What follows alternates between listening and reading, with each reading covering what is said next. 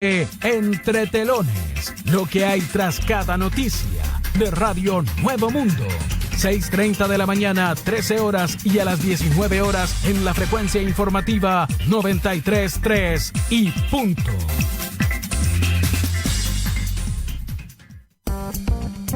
La pauta noticiosa de la jornada. Lo que necesitas saber de nuestra región y comuna. Lo escuchas en Pulsómetro Central. Un programa presentado por www.pulsómetro.cl. Sintoniza tu boletín informativo diario. De lunes a viernes a partir de las 12:30 horas por la 93.3 FM Pulso.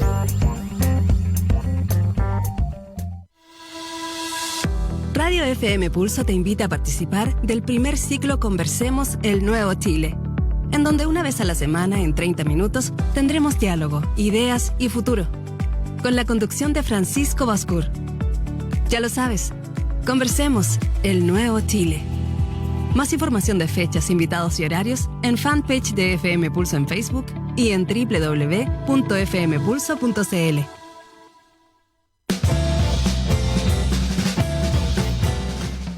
¿Qué tal? Muy buenas tardes, bienvenidos y bienvenidas a Conversemos el Nuevo Chile desde Lanco, en la región de Los Ríos, desde FM Pulso y todas sus plataformas. Les habla Francisco Bascur y estamos iniciando este tercer ciclo, primer programa, hoy con una tremenda invitada. Tenemos en línea ya, la ven en imágenes y la pueden escuchar, Carol Cariola, diputada de la República. ¿Cómo estás, Carol? Gracias por recibirnos, sabemos que estás saliendo de sesión en el Congreso y te diste tiempo en la agenda para conversar con nosotros. Sí, hola Francisco, ¿cómo estás? Qué gusto saludarte, saludar a todos los vecinos y vecinas de Lanco. Gracias por esta invitación a Radio FM Pulso.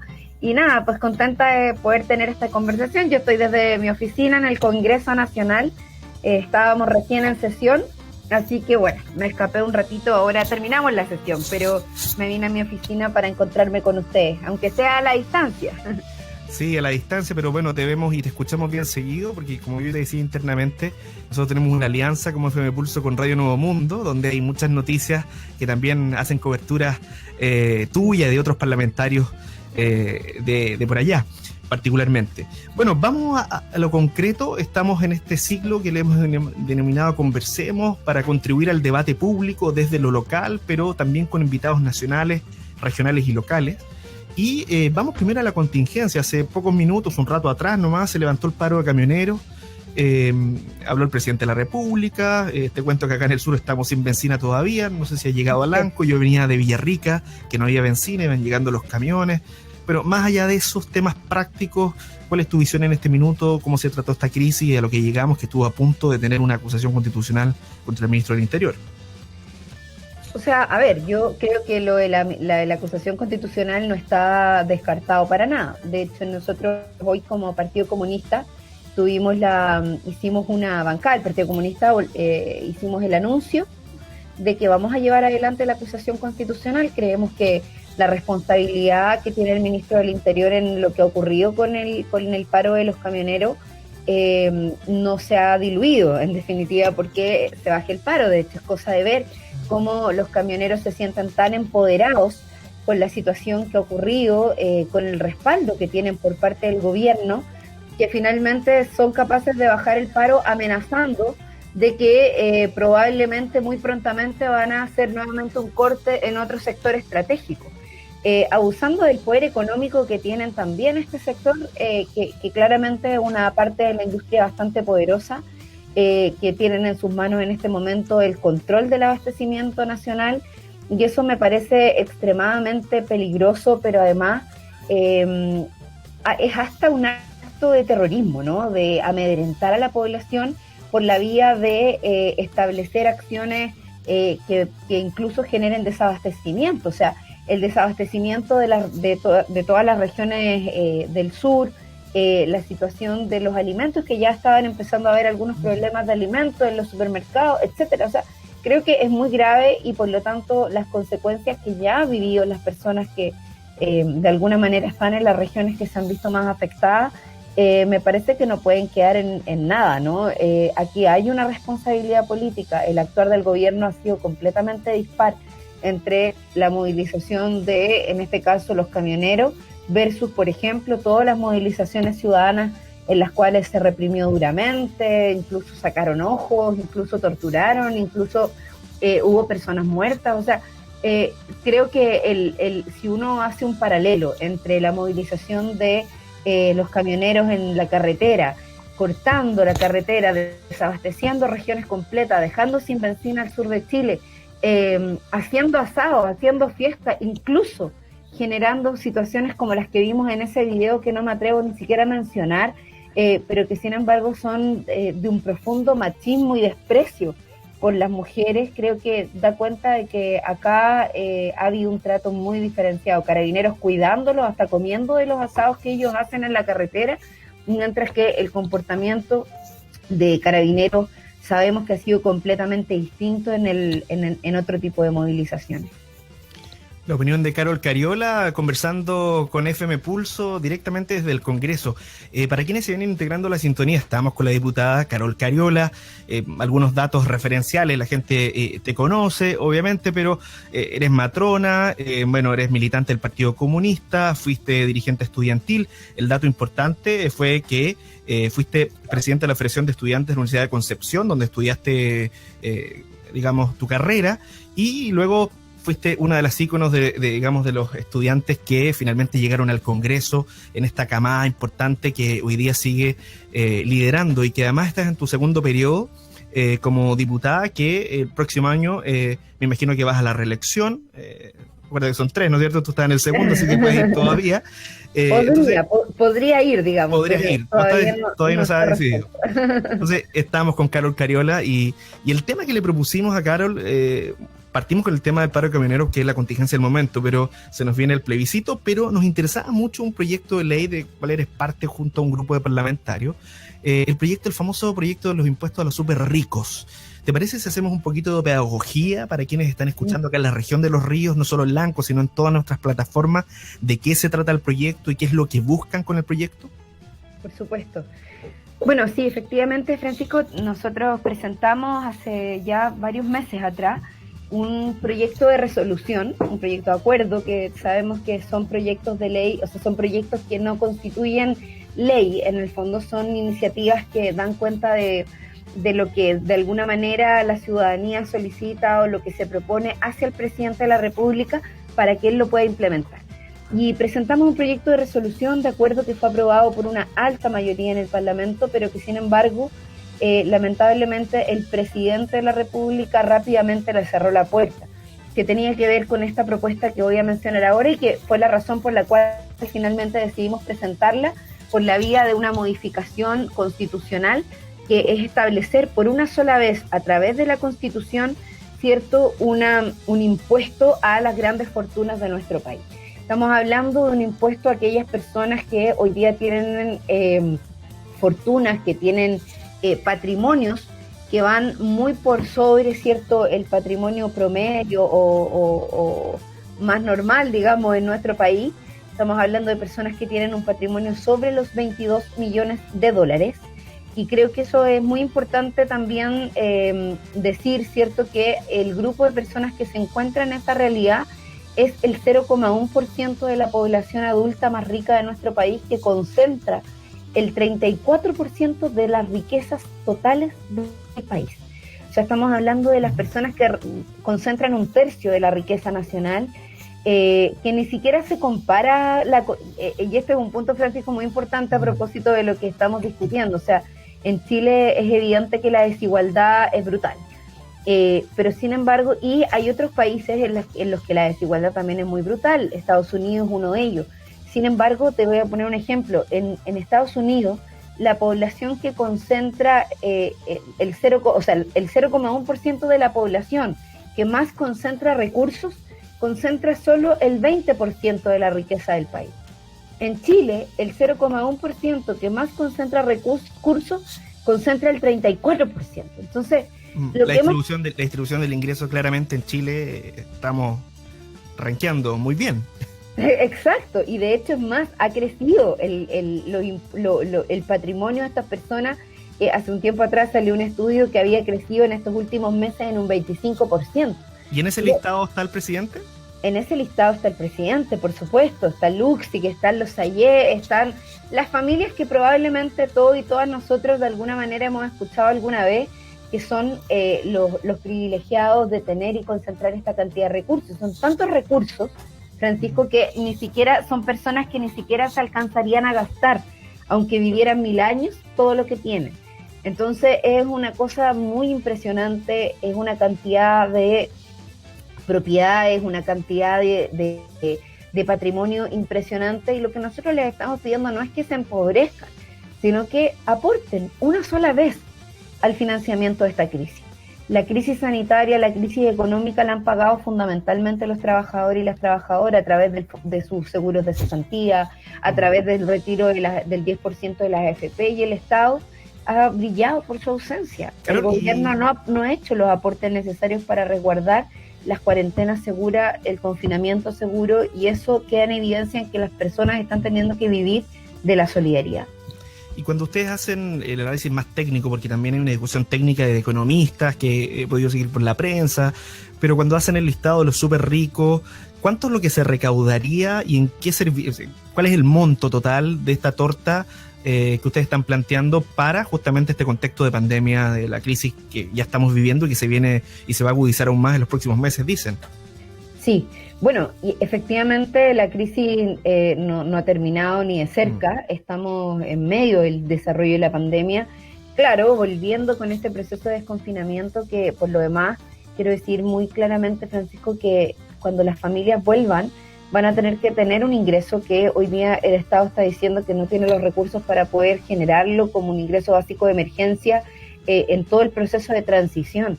Y ante eso, bueno, lo que nosotros hemos calculado es que la recaudación que se generaría a partir de este impuesto del 2,5% por una sola vez a las grandes fortunas es entre 4.000 y 6.500 millones de dólares.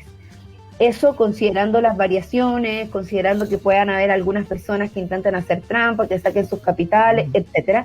O sea, considerando todos esos factores, es entre 4.000 y 6.500 millones de dólares. Esto es una tasa que se aplicaría en por aproximado de 1.500 individuos, y nosotros creemos que con esa cantidad de recursos recaudados se le podría garantizar a lo menos una renta básica de emergencia por sobre la línea de la pobreza a cerca de 4 millones de personas en nuestro país, al menos a los sectores más vulnerables. Y eso a nosotros nos parece que es una necesidad, sobre todo cuando la cesantía va aumentando, sobre todo cuando los chilenos y chilenas no han tenido el respaldo del Estado, y insisto en el punto, han tenido que vivir de la solidaridad de sus vecinos y vecinas, comiendo de ollas comunes, tener una renta básica de emergencia que además es mucho más de lo que el Estado les ha entregado hasta ahora. Recordemos que el gobierno solo hizo 2 aportes, el aporte de los 65.000 pesos y el de los 100.000 pesos, que son el ingreso familiar de emergencia. Sin embargo, y después, bueno, el bono de la clase media, pero sin embargo, la cantidad de personas que recibieron estos aportes además fueron muy poquitas. O sea, no es la cantidad de personas que tienen la necesidad. Y nosotros estamos hablando de una renta básica de emergencia que en una familia de 3 personas supera los 370.000 pesos. Ahora, este camino que ustedes están siguiendo es similar al que se hizo con el retiro de los fondos de pensiones. Me refiero al tema constitucional, reforma constitucional, ¿va a seguir como ese camino? Es muy similar, básicamente porque jurídicamente, o sea, legislativamente, nosotros como parlamentarios no tenemos atribución legal para poder generar una reforma tributaria.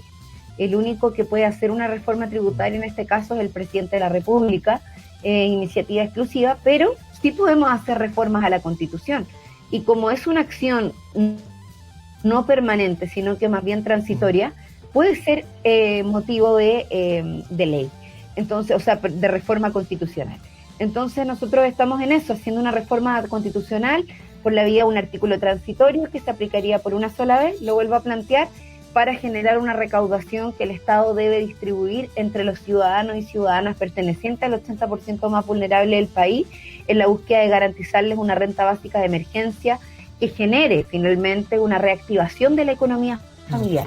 Y yo digo, quise llamar ese concepto porque nosotros siempre hablamos de la reactivación de la economía nacional, de lo que significa darle movimiento a la industria, al desarrollo de la economía, de la compra y venta, la oferta y la demanda, etcétera. Sin embargo, poco se habla de la economía familiar y de su necesaria reactivación. Y la economía familiar hoy día es fundamental para darle también una reactivación a la economía nacional. Si las personas no tienen recursos, no pueden consumir, no pueden darle movilidad a la economía en términos de poder adquirir bienes, de adquirir cosas, de comprarse incluso sus alimentos. Entonces, es una situación que al menos a nosotros nos parece virtuosa por todos lados, que por lo demás es sumamente progresiva desde el punto de vista de que sean los que más tienen, los que más pongan, y los que pongan una cantidad de recursos para poder ayudar a paliar esta crisis. Así que bueno, en eso estamos y esperamos que la tramitación sea lo más rápido posible. Ya comenzó a ser tramitado en la Comisión de Constitución, pero se ha ido retrasando producto de las urgencias que ha puesto el gobierno a otros proyectos de ley, me imagino yo que para poder retrasar esta iniciativa. Claro, me imagino que además los apoyos que hay que conseguir son muchos, digamos, en cuanto a votos, ¿no? Bueno, sí, efectivamente, y estamos en eso. O sea, nosotros por eso queremos también que ojalá este proyecto de ley tenga los respaldos ciudadanos, que sabemos que los tiene. Tú sabes que CELAC hace un par de meses atrás, en mayo, hizo una encuesta en la cual se establecía como pregunta dentro de esta encuesta, dentro de esta consulta, si se estaba de acuerdo o no con generar un impuesto a las grandes fortunas. Y el 78% de las personas dijeron que estaban de acuerdo. Por lo tanto, realmente es un proyecto de ley que tiene mucho respaldo, una iniciativa que esperamos que por lo demás se vuelva muy ciudadana, que la ciudadanía entienda que lo que estamos haciendo con esto es generar recaudación, generar una fuente de recursos que permita distribuirla entre las personas que hoy día están teniendo necesidad y que son la gran mayoría de los chilenos y chilenas.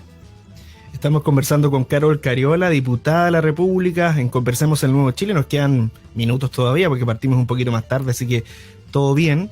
Y nos queda sumamente claro, Carol, hay que seguir haciendo pedagogía comunicacional, también explicándole a la gente. Por ahí leía una declaración de Luxemburgo que decía que él no se opone, pero que saca bien. ¿Han tenido ustedes como algún feedback de un súper rico que nos asuste con esto?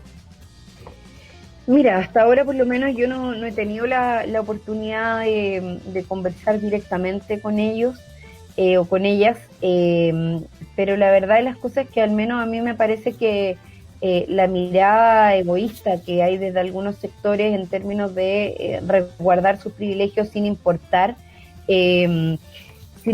las consecuencias que eso pueda tener a propósito de que son recursos que están ahí, que están disponibles y que sin embargo no se están utilizando, ni siquiera en movilidad de la economía nacional. No me parecería raro que alguno de ellos o la gran mayoría de ellos no estuviera de acuerdo con esto, tal como lo dijo el presidente, ¿no? Que él debiera inhabilitarse por lo demás que en este debate, siendo que él es una de las personas involucradas directamente. O sea, él no solo es uno de los hombres más ricos de Chile, sino que también del mundo. Y eso también hay que tenerlo en consideración, porque a pesar de aquello, su egoísmo es tan grande, su avaricia es tan grande, que evidentemente lo que vemos es que no solo no quiere respaldar esta iniciativa, sino que además están intentando ponerle pelos a la sopa para que la iniciativa no avance, sin propuestas alternativas por lo demás. Claro, totalmente. Bien, este es el tema inicial, impuesto a los súper ricos, nos queda sumamente claro, vamos a seguir indagando, obviamente a ver cómo avanza todo esto y creemos que efectivamente es un proyecto que por lo menos acá en el sur, quienes estamos en los territorios, se entiende súper bien.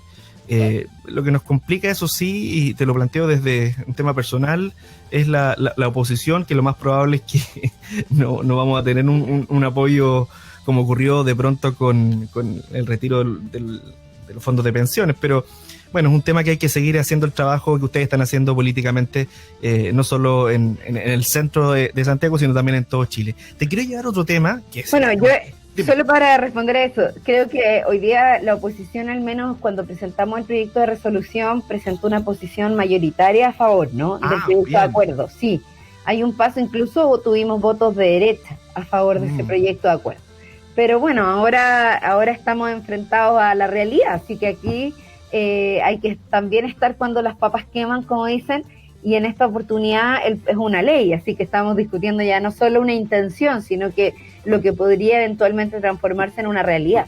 Así que todos están aquí, hay que sacarlos a la cancha y esperamos que la ciudadanía también nos ayude con esa presión, porque si hay algo importante que reconocer es que si se logró el retiro del 10% hace algunas semanas atrás, hace algunos meses, fue porque la presión ciudadana, los caceroleos y todo fueron muy importantes para lograrlo. Y vamos justamente a seguir hablando de presión ciudadana, de cosas positivas, porque se nos viene el plebiscito, se nos viene este importante hito histórico que ambos generacionalmente lo vamos a vivir. Yo tengo 38 años, tú eres menor. ¿Cuánto tienes 33. tú? 33, imagínate. 33, yo 38, y vamos a vivir este momento histórico en octubre, donde yo estoy por el apruebo, tú también estás por el apruebo. Sí. Me imagino que, obvio, estás con la convención constitucional. ¿Cómo lo ves? ¿Crees que va a ser muy rotundo el triunfo del apruebo y de la convención constitucional? ¿O viene una contracampaña potente del rechazo y que finalmente nos va a mostrar cómo somos en Chile casi 50 y 50? Mira, yo espero honestamente que lo que tengamos en nuestro país sea un proceso constituyente muy exitoso, que cuenta de lo que el pueblo de Chile abrió como oportunidad el 18 de octubre más concretamente, que creo que fue quizás de los impulsos más relevantes para poder lograr llegar al punto en el que estamos. Sin embargo, tengo la impresión también de que sin duda van a haber sectores que de forma muy conservadora van a intentar postergar esta solución. De hecho, hay sectores que ya están planteando que hay que postergar el plebiscito, ¿no? Que es la primera parte, en el fondo, para ir concretando un proceso constituyente que sea resolutivo de una nueva constitución. Y bueno, a mí me parece que la mayoría de los chilenos y chilenas, al menos así ha quedado planteado en las encuestas, se han planteado favorablemente al apruebo. No así este sector conservador que ha planteado que está por rechazar este proceso constituyente. Ahora, dentro de la derecha también hay sectores que están diciendo que están a favor. Yo creo que hay un sector dentro de la derecha que está a favor por convicción y otro porque están haciendo cálculos políticos a propósito de la mayoría que está a favor del proceso constituyente, o en este caso del apruebo. Ahora, Carol, usted, y digo ustedes, y te voy a encasillar en el Partido Comunista, más allá, digamos, de tu trabajo que haces con toda la gente, pero ustedes no fueron parte del acuerdo de la oposición y del oficialismo en su minuto para justamente llegar a esta fecha inicial que era antes, digamos, pero y que lo recuerdo por la entrevista que le hicieron a Daniel Jadwe el domingo en Tolerancia Cero, y le sacaron este tema, digamos, de por qué no fueron parte de este acuerdo, y hoy día están, digamos, como partido y gran parte de sus parlamentarios, todos sus parlamentarios apoyando con fuerza el proceso. ¿Cómo lo ves tú, digamos, y por qué no fueron parte de ese acuerdo? A ver, sí, qué bueno que lo diferencias como acuerdo, ¿no? Porque en el fondo nosotros fuimos, como partido comunista, nos sentimos muy parte del proceso de movilización que se abrió el 18 de octubre. Nuestros parlamentarios, nuestro alcalde Daniel Jadwe mismo fue muy parte, estuvimos presentes en la movilización, acompañando, apoyando también, reuniéndonos con las organizaciones sociales que fueron parte también del proceso, la Mesa de la Unidad Social, etcétera. Y nos pareció que la forma en la que se gestó ese proceso de acuerdo, esa conversación, no fue legítima desde el punto de vista de incluir a las mayorías, de incluir a quienes habían dado inicio a este proceso. Apropiarse del proceso constituyente por parte de un grupo de partidos políticos, incluido en eso hay la UDI, por ejemplo, que sabemos cuál ha sido su activismo y su posición en relación a la Constitución y a la dictadura militar. Me parece que no fue lo correcto. Yo sigo sosteniendo que esa mesa que se hizo literalmente entre gallos y medianoche, muy de noche, a las 2 de la mañana, donde se firmó un acuerdo entre solo partidos políticos, no todos los partidos políticos del país, porque por lo demás no todos fueron convocados de manera igualitaria, no es que se haya concertado una reunión donde sino que fue una cosa muy inorgánica, muy desordenada, con muchas oscuridades entre medio desde el punto de vista de, bueno, cómo se constituye este espacio, quiénes lo constituyen. Nunca hubo esa discusión. Las organizaciones sociales quedaron fuera. O sea, eso nosotros lo podíamos entender desde la convocatoria que hizo Piñera, pero no de la convocatoria que hacían los partidos de oposición. Entonces, realmente nosotros siempre estuvimos a favor del plebiscito. Y de hecho, es más, el año 2015 presentamos un proyecto de ley a favor del plebiscito para poder, cuando la presidenta Bachelet convocó al proceso constituyente a partir de los cabildos autoconvocados, junto con Marca tu Voto, presentamos un proyecto de ley para crear un plebiscito para modificar el artículo 15 de la Constitución. Sin embargo, y la presidenta Bachelet dejó ingresado también una modificación del artículo 15 de la Constitución. Quiero recordar eso. Y en relación a eso, nosotros por lo menos como Partido Comunista presentamos indicaciones a esa propuesta, porque estábamos convencidos de que teníamos que tener un plebiscito que diera opciones.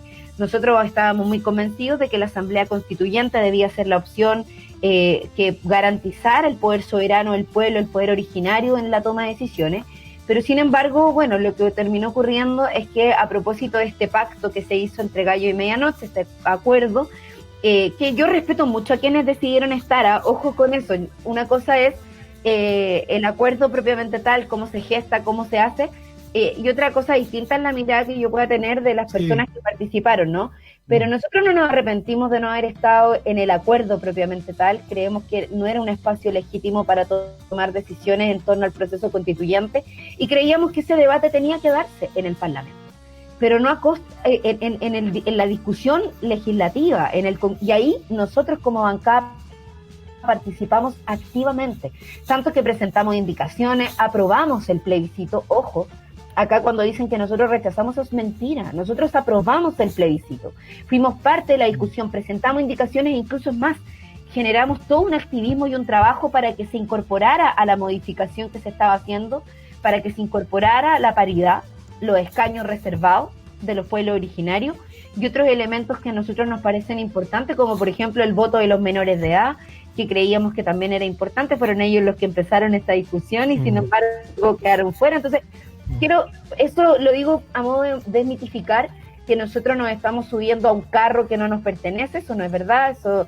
creo que es una falta de respeto a la historia de un partido que desde que recuperamos la democracia ha sostenido la necesidad de tener una nueva constitución, que estuvo dentro de la movilización social que se llevó adelante el 18 de octubre y ahí en adelante, y que además participamos legislativamente en todo el proceso, en el espacio democrático que creíamos que correspondía participar, no en una mesa entre cuatro paredes, sino que en un espacio democrático abierto como es el Parlamento.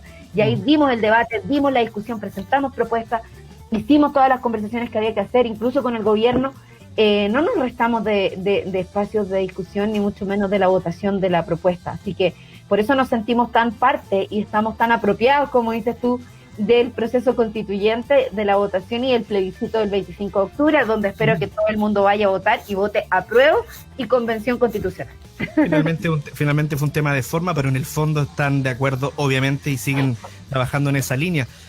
Nos quedan un par de minutitos, Carol. Igual, Carol, Francisco, dime. Disculpa, es que sí, pero quiero hacerle una observación a eso. Nosotros también tenemos diferencias con lo que salió del acuerdo, por eso lo modificamos. Sí, o sea, no es solo de forma, también en el fondo, o sea, los 2/3, el que quede vigente la Constitución de Pinochet, si es que el plebiscito de salida se rechaza, o sea... Pero, por ejemplo, todos esos detalles que tú planteas, en general, en lo grueso la gente no tiene idea de eso. No, claro, son detalles. Nosotros, por ejemplo, por eso también dijimos, no incorporaba los escaños reservados para los pueblos indígenas, todavía no están aprobados, lo presentamos adicionalmente, no incorporaba la paridad como determinación. Entonces, son varios elementos por los que nosotros tenemos diferencia con el acuerdo que se tomó. Por eso es que intentamos modificarlo a través del Parlamento, que es el espacio democrático. Varias de esas discusiones las perdimos porque como había un acuerdo hegemónico, en definitiva en términos políticos, lo impusieron casi a rajatabla, pero bueno, pero así son las normas de la democracia y nosotros participamos de esas normas activamente y lo vamos a seguir haciendo, no nos vamos a limitar por no haber estado en un acuerdo entre Gallo y Medianoche. Y pensando en lo que viene, pensando positivo en el triunfo del apruebo, luego vienen otros desafíos electorales, viene las municipales y luego la presidencial, y voy directo al grano por los minutos que nos quedan. Muchos hablan que este es el momento clave para la unidad de la oposición, desde la Democracia Cristiana hasta el Frente Amplio, Partido Comunista y la ex nueva mayoría, en fin. ¿Tú ves viable eso? Tuvimos conversaciones en un ciclo por ejemplo, con Marco Enrique Sominami, le planteamos lo mismo, hablamos con otros actores también políticos, y claro, ven que hay una oportunidad de unidad para hacer una alternativa de gobierno real, porque hace un tiempo atrás era casi inviable, como que no había ninguna posibilidad, pero hoy día, al parecer, si se ponen de acuerdo, tú lo ves y te dejo al tiro el nombre. Daniel Jadue es un nombre que marca las encuestas, y también hay un anticomunismo que tú también lo debes vivir en muchos sectores, que no pueden creer que Daniel Jadue esté marcando las encuestas y por solo hecho de ser comunista, no, súper bien Jadue, pero no, presidente no, y te lo dicen. Tal cual. Sí, mira, a ver, yo creo que efectivamente hay condiciones de poder avanzar en algunas propuestas comunes, conjuntas. Creo que es una necesidad además comprometerse mucho más con el resultado del proceso constituyente, sobre todo considerando que la nueva constitución la va a tener que implementar el próximo gobierno. Eso es muy importante y creo que es un elemento que también da cuenta de que no podemos solo iniciar un proceso y desentendernos de su aplicación. O sea, creo que en eso también nosotros como partido al menos somos súper conscientes de la necesidad de construir espacios de unidad con la oposición. Pero también estamos decididos, y esta ya es una posición más política de nuestro partido, en avanzar fundamentalmente y prioritariamente con aquellos sectores que estén decididos a generar cambios estructurales al modelo económico que impera. O sea, el neoliberalismo creemos que ha sido un modelo que ha hecho mucho daño al país, el pueblo se ha dado cuenta de eso, la desigualdad se basa en este modelo económico y por lo tanto el desarrollo de espacios de alianza antineoliberales también es parte de nuestra prioridad.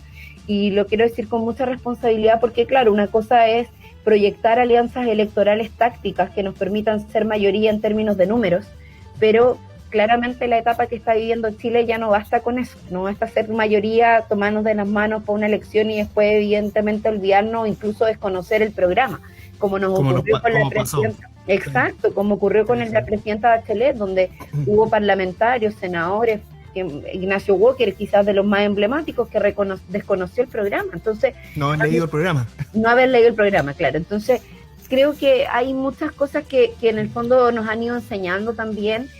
Acá no es unidad por unidad, es unidad por cambios estructurales que el pueblo demanda, que ya son necesarias. Chile no puede seguir haciendo política en la medida de lo posible, la transición terminó, quedó atrás. Por eso también es que la concertación fue enterrada, a pesar de que algunos siguen haciendo los últimos intentos así desgarradores por revivirla, y creo que en eso hay que generar cambios profundos, y nosotros por lo menos estamos en esa línea, y disponibles siempre al diálogo, a conversar, a encontrar puntos de encuentro. El día se levanta una candidatura presidencial desde nuestro partido, que la levanta el pueblo, ni siquiera nosotros, sino que se levanta a partir del desarrollo de la encuesta, lo que la gente va diciendo. Pero bien, como dices tú, hay algunos, y Daniel también lo dijo el domingo en Tolerancia Cero, ¿no? A propósito de que se ha levantado esta suerte como de mito de que los comunistas no pueden gobernar, porque bueno, la dictadura nos dejó un estigma brutal, pero yo creo que la práctica, los hechos han ido demostrando que no nos comemos las guaguas, que no somos terroristas, que no somos de otro planeta, que no queremos más que la igualdad de derechos, la igualdad de oportunidades. Y yo creo que la gestión municipal de Recoleta, que ha sido un emblema desde la conducción de un gobierno local comunista, da cuenta, y bueno, nuestros parlamentarios, nuestro trabajo legislativo, llevamos adelante proyectos de ley como Ley Gabriela, que hoy día es Ley de la República, yo soy autora, hemos llevado adelante iniciativas súper importantes desde el punto de vista legislativo. Hoy día estamos con el impuesto a los súper ricos, Daniel Jadue, la farmacia popular, la óptica popular, todo lo que significa, ¿no? Como dato, municipio de Blanco, alcalde RN, farmacia popular. Imagínate. Municipio de Valdivia, alcalde ex UDI, pero sigue siendo de Chile Vamos, farmacia popular. Y tenemos muchos ejemplos, digamos, entonces... O sea, se ha expandido mucho y son iniciativas que, imagínate, nosotros tenemos el municipio de La Ligua también, donde se levantó la primera planta desalinizadora de agua. Hay muchas iniciativas donde los comunistas hemos demostrado no solo capacidad en la gestión de gobierno, sino que también en la implementación de políticas transformadoras. Y yo creo que eso el pueblo lo está leyendo. Y ya este estigma de que no, ¿cómo va a gobernar un comunista? Imposible. Daniel Jadot es súper bueno, pero es comunista. No. O sea, yo creo que cada vez más estamos liberados de esos prejuicios como pueblo, como país, como sociedad, y yo espero que quienes se dicen demócratas respeten la democracia en toda su dimensión y que no le coarten a nadie por su orientación política, por su posición política, por su militancia partidaria, tener la posibilidad de participar en una primaria, por ejemplo. Yo esperaría realmente que la oposición tuviera una primaria presidencial y que lográramos llevar candidato único poniendo sobre la mesa las ideas, poniendo sobre la mesa al menos un acuerdo mínimo de impulsar la implementación de la nueva constitución elaborada por el pueblo de Chile. Creo que eso va a ser muy importante y me parece que nosotros como partido al menos estamos en plena disposición de eso, y como nunca tenemos hoy día, y esto es algo histórico creo, una candidatura presidencial o un candidato presidencial que se levanta desde las encuestas como tal, ¿cierto? Más allá de que él ni siquiera ha dicho que es candidato, ni el partido lo ha proclamado como tal, es el alcalde de Recoleta, y probablemente lo va a seguir siendo, al menos en el corto plazo, pero las condiciones pueden cambiar y eso también da cuenta de que el escenario es dinámico, los desafíos políticos son grandes, son mayores, y yo por lo menos creo que nosotros por lo menos como Partido Comunista estamos dispuestos a ser parte de este proceso de cambio, muy dispuestos y muy convencidas y convencidos también de que es necesario hacerlo. Carol, llegó el momento de despedirnos. La verdad es que te vamos a invitar más adelante porque nos encantaría seguir profundizando más ideas, seguir haciendo debate desde regiones, y te agradecemos el tiempo. Insisto, para gente que se viene sumando a la sintonía en la parte final, hemos estado hablando con la diputada Carol Cariola desde el Congreso. En este minuto había terminado una sesión cerca de las 5:30 de la tarde, alcanzó a almorzar un rato, corrió y vino a conectarse con nosotros con una radio local, que estamos en la región de Los Ríos, con esta multiplataforma que nos permite estar conectados a distancia.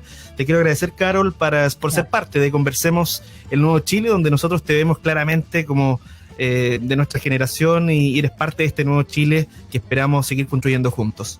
Bueno, muchas gracias, Francisco, gracias a Radio Pulso por la invitación, gracias a ti.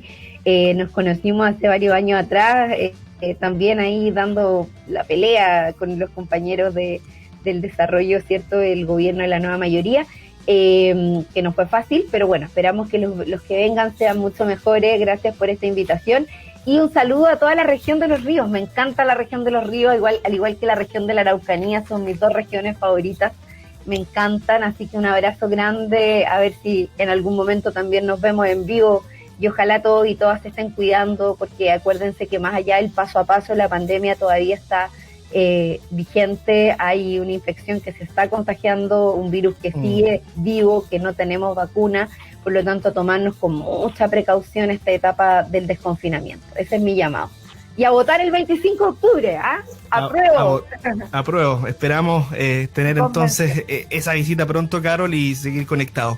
Nosotros nos despedimos, nos encontramos el próximo viernes con Pamela Figueroa en el segundo conversatorio. Conversemos el Nuevo Chile, aquí en los estudios de FM Pulso para Chile, desde la comuna de Lanco. Que estén muy bien. Buenas tardes. Radio FM Pulso te invita a participar del primer ciclo Conversemos el Nuevo Chile, en donde una vez a la semana, en 30 minutos, tendremos diálogo, ideas y futuro, con la conducción de Francisco Bascur. Ya lo sabes, Conversemos el Nuevo Chile. Más información de fechas, invitados y horarios en fanpage de FM Pulso en Facebook y en www.fmpulso.cl. FM Pulso, el latido ciudadano.